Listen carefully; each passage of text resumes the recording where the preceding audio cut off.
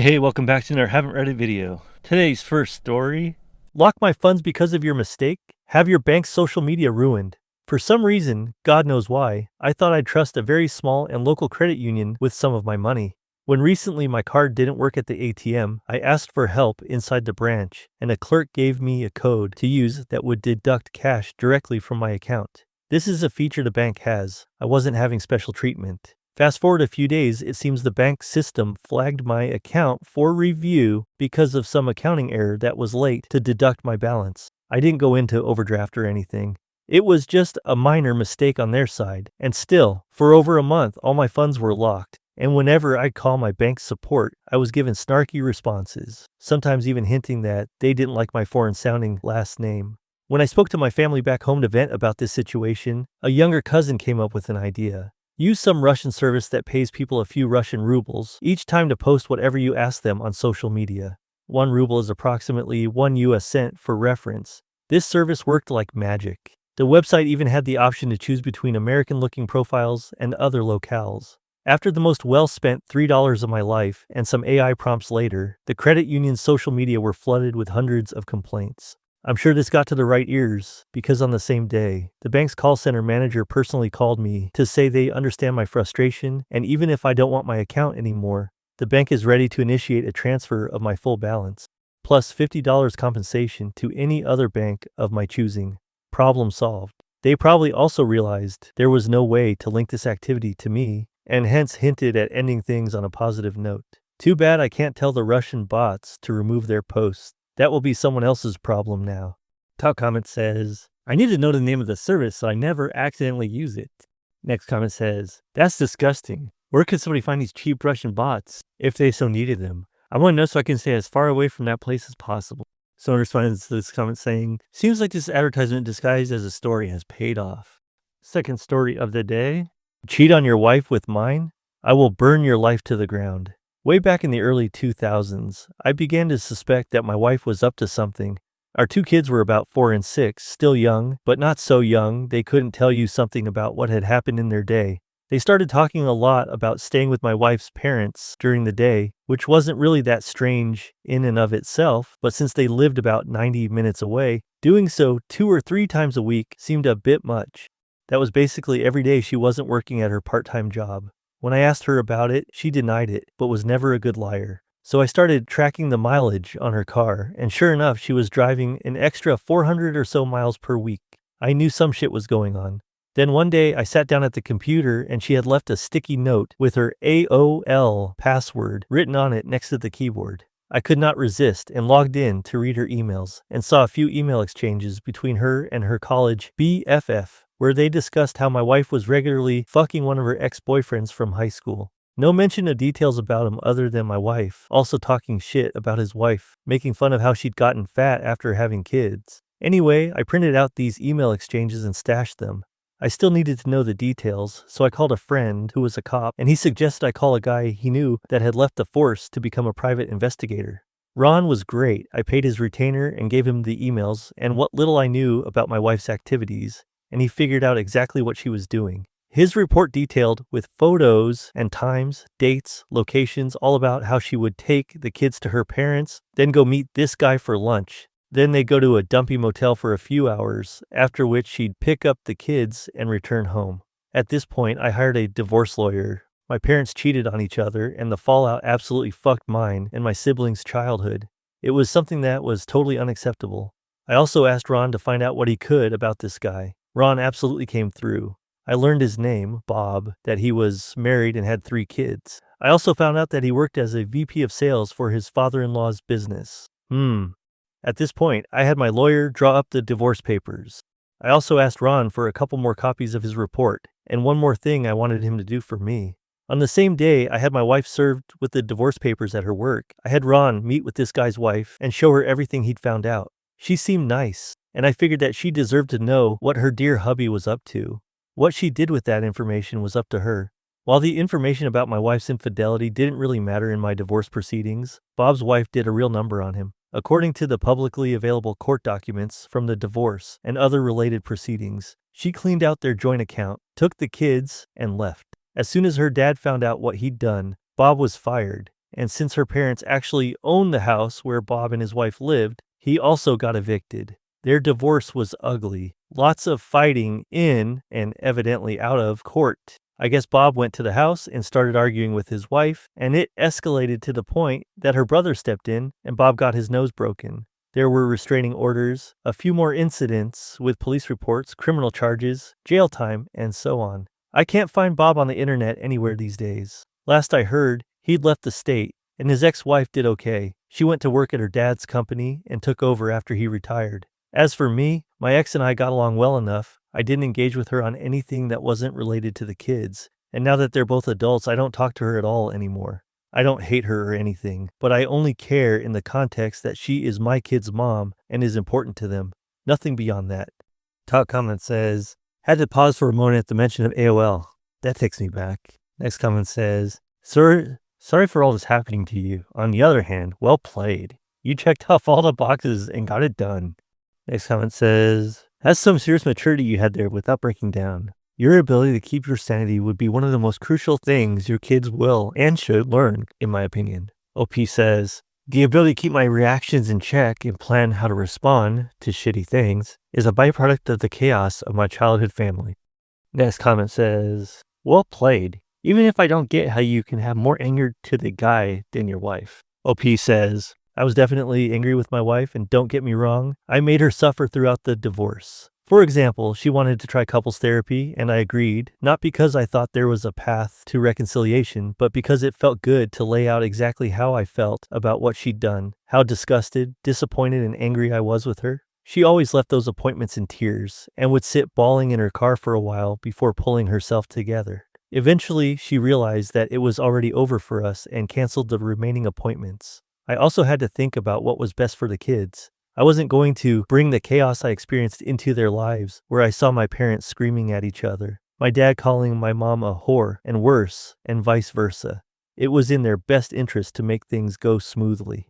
I've never told them the details of what happened between their mom and me, and I probably never will. I don't know what she's told them about it, but I still have Ron's report stashed away in case they need to see the truth. Also, I wasn't really angry with Bob for my own sake. I was angry with him on behalf of his wife. I felt like she deserved to at least know what was going on, and what she chose to do about it was up to her. Bob's consequences are due to his wife's and probably her dad's rage at what he'd done. I just lit the fuse. And final comment says, thanks for the answer. I now get how you felt, and you're so right to put the kids first. I hope you can get over all of this. You seem to be a really good dad. The commenter responds, thanks for the answer. Third story of the day. Neighbor was stealing water from my supply, so I ruined him. I live in Asia and just purchased a new house. Now, the previous owners were family friends who needed cash urgently and haven't been living in my country for nearly 3 years. So I got it for a great price in the middle of the capital city. The sale was finalized at the start of this month, and I moved in right after. The house was definitely a fixer-upper, as the previous owners had left mid-renovation, and the main door was locked with just a padlock, not even a door lock. The house had no gate, meaning anyone could just walk right on in. The first day I moved in, someone's bike was parked in the garage. I just parked it on the road. On the same day, I had a gate installed. An angry man was knocking on my gate later, and I didn't bother answering. But through my window, I could see him giving up and taking the bike after 15 minutes. So already, I wasn't digging the neighborhood. But I didn't have any incidents after that, aside from people not knowing that this was no longer an abandoned house. So my gate was blocked more often than never. But a no parking sign on my gate fixed that issue. Last week, I was having a shower in my bathroom, and I noticed my water pressure was lower than usual. I also heard my next door neighbor's water pump going. Now, this neighbor, an old guy, lived in a 3-story house, the first being the lowest and the one he lived in. The other 2 floors were rented out to tenants. This guy wasn't happy about the house being sold and voiced many concerns to my friends, the previous owners. He was super angry about it, and my friends did warn me. But I'm a 6-foot guy with 3 dogs. No way he was doing anything, and yep, he didn't. So with this living situation, a water pump is needed to pump water to the tanks on the roof, since the public supply's pressure is not enough to get it up 3 stories. Now, I heard the water pump going and immediately was suspicious. Sure, coincidences exist, but it wouldn't hurt to check it out. I waited till his pump turned off and then turned on different taps in the house. Sure enough, the pressure was back to normal. This made me even more suspicious, but if he was stealing water, it also made sense. The water bills had been going up over the years this house wasn't lived in, but the house also had some water leaks. So it was chalked up to that, even if the bills were too high to be caused just by leaks. Now it's starting to make sense. At some point in the last 3 years, this old miser thought he'd saved the cost of paying for water and waltzed into the property and is siphoning water from my lines. I couldn't find where exactly he was siphoning water from, but after checking my pressure multiple times, I was pretty sure. So I sat on it for a few days, thinking if I should confront him, go the legal path, or just let it be. Now, water in my country is very cheap. My total bill, even with washing 3 animals, a car every week, and watering my garden, only costs like $5 per month, even with the neighbor also stealing some of it. But it wasn't about how much I was paying or who was paying for it. It's about entitled old people who think that they're deserving of using other people's resources without paying for it and then getting away with it. It didn't sit right with me, and I really wanted to teach him a lesson. What I did was really simple. I just turned off my water from the mains. I wouldn't have to break into his property, nor would I be breaking any laws. It was the best way of getting back at him without needing to even lift a muscle. So on Monday, just 4 days ago, I waited till the pump flicked on and turned off the supply. Now, the way household tanks work in my country is that there's a ball valve in the tank which detects the level of water and turns on the pump. If the level doesn't increase, the valve stays open, which electronically sends a signal to the pump to stay on until the level gets to a point at which the valve closes and also shuts off the pump. However, the level wasn't increasing, and anyone knows that starving a pump of water isn't a good idea. This way, my expectation was that I'd burn out his pump and cause issues with his tenants. What I didn't account for is that his pump running constantly would mess up the fuses by constantly drawing power overnight and absolutely destroy his wiring. If he decided to upgrade his household wiring to a more modern standard, this would have been prevented. This house clearly still had 90s era wiring. At around 3 a.m., I heard all residents in the house waking up and talking in hushed voices about why just their house in the neighborhood doesn't have power or water. I found out about the power part because the tenants devolved into shouting at their landlord.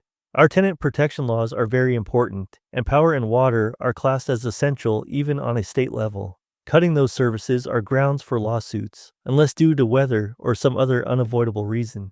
In this case, the landlord is responsible for keeping the house wiring up to date and in good condition alongside the supply of water. So the tenants were not happy, and one of them immediately moved out 2 days later when it was informed that water and power will not be returning the very same day this happened. Both tenants in the 2 floors lodged a complaint with the police. And if a person is in clear breach of laws, the police have the authority to fine or penalize the person without a court judgment.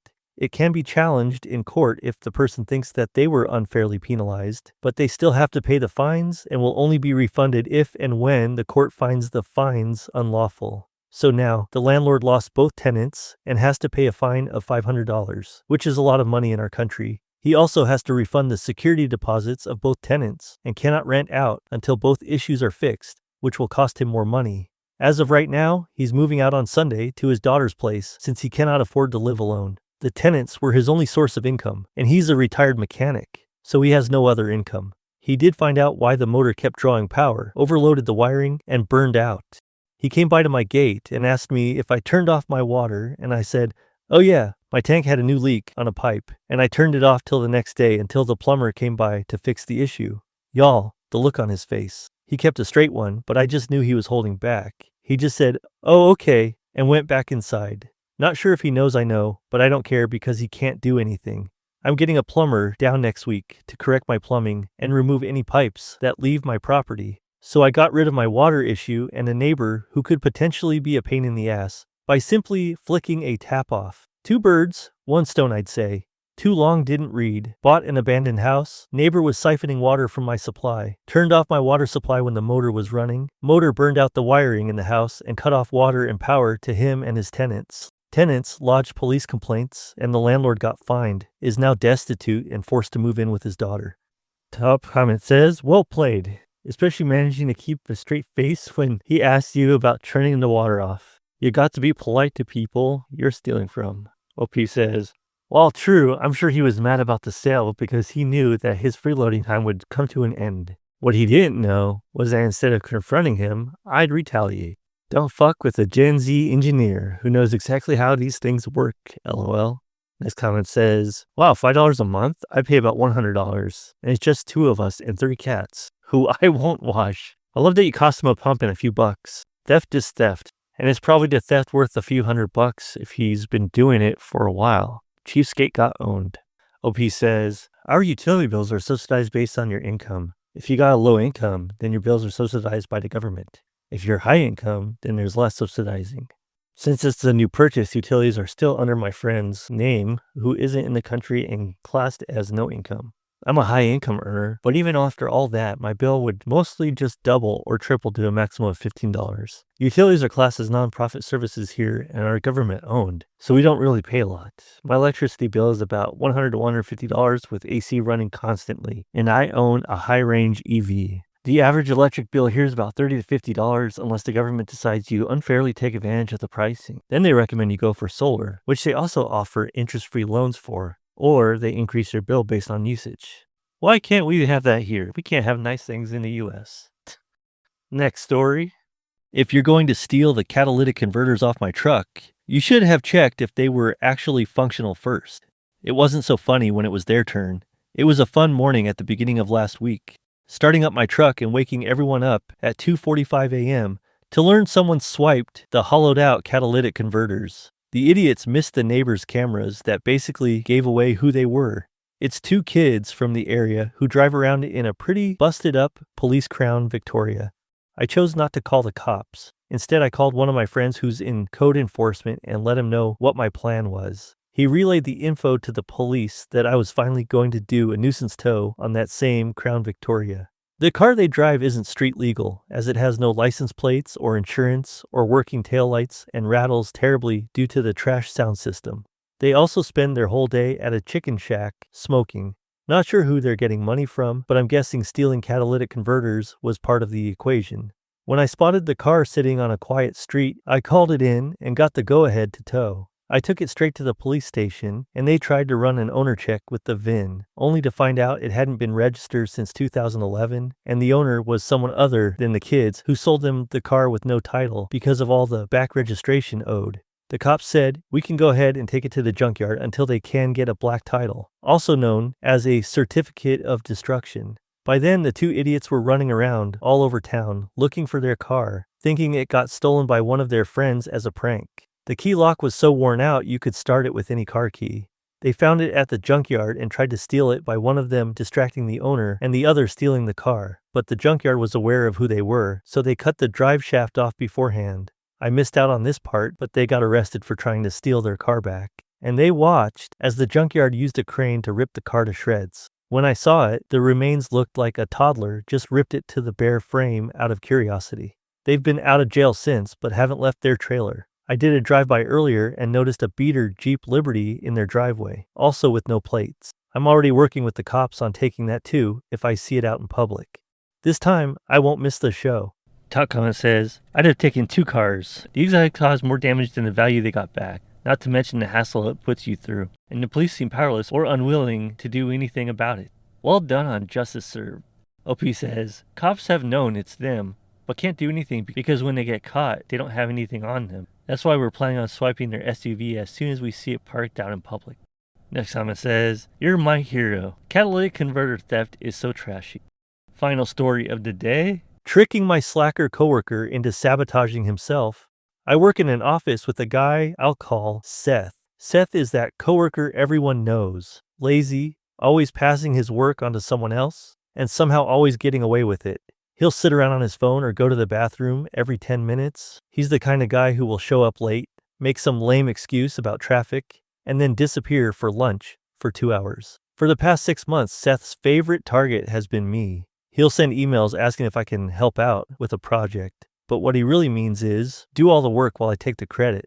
I complained to my boss a couple of times, but somehow Seth always managed to weasel his way out of trouble. The final straw came when he passed off a major report that was due to a client in 2 days, dumping it on me last minute. One day I casually asked him if he was good with Excel, and he admitted he didn't know much about it. Perfect. The next time Seth tried to dump a bunch of spreadsheets on me to organize for his next report, I agreed. But this time, I embedded a series of hidden formulas into the documents. These formulas didn't do anything important. just enough to mess with the numbers if someone didn't know how to check for hidden cells. It took me a little time, but I was careful not to make it too obvious.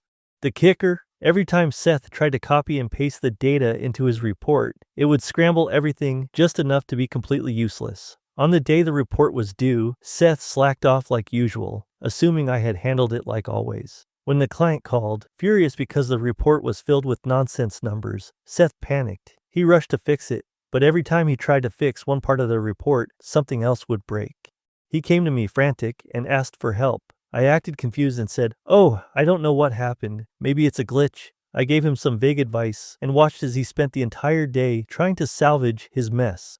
Our boss found out, and for once, Seth couldn't talk his way out of it. He got lambasted for screwing up such an important project and was put on temporary leave without pay. I guess he'll be doing his own work from now on. Top comment says, if he's just a coworker, why even bother agreeing to his requests for help? Just tell him to pound sand. OP says, I'm newer than him and wanted to be nice at first, but it became too much. That's why I decided to play along until I could think of a way to get back. This comment says, I feel worse for you because you still couldn't just tell him to fuck off. Someone says, agree. Last comment says, if only he knew how to paste values instead of just regular paste. What an idiot. Good job getting him caught. Someone responds, haha, shows you how lazy and non-resourceful this person is. Someone else says, I use Control-Shift-V more than Control-V.